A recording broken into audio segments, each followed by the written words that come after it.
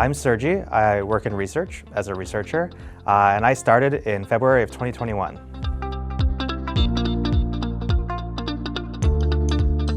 It's so varied, it's hard to say. But some things that are in common between the projects, a lot of them have a large quantitative component, so thinking through hard quantitative problems.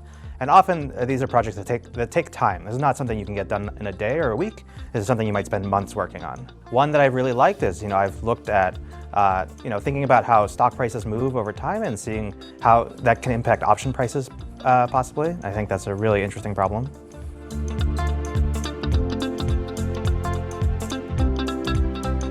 The amount of interaction you have with other people, whether that be devs or traders, can really depend on what your preferences are and what kind of projects you're working on. I personally interact with traders every day. I actually am sitting with some traders right now. Like the person who sits next to me is a trader, though obviously I interact with researchers too, and devs sometimes as well. I work with so many people at Jane Street that sometimes I forget who's on my team, and it kind of feels like everyone's on my team. Everyone's really kind and friendly, making a lot of fun jokes. And also, I guess I've always been just really impressed with how smart everyone feels. I work with people and they start saying things like, "Oh my God, how do you think of that?" That's a very common reaction for me.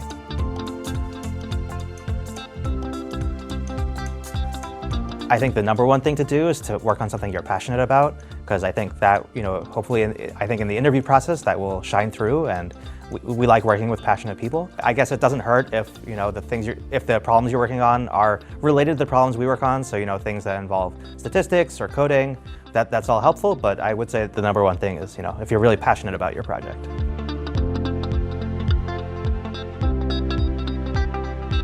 Thinking back to my college days, the classes I took that feel most relevant to my job now, there was a class on probability, there were some coding classes, just on just going through the basics of how to code, and there was some statistics classes that I took that feel the most relevant to what I do now.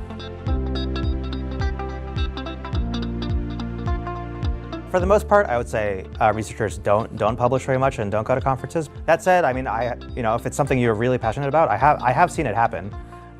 But it's not the norm.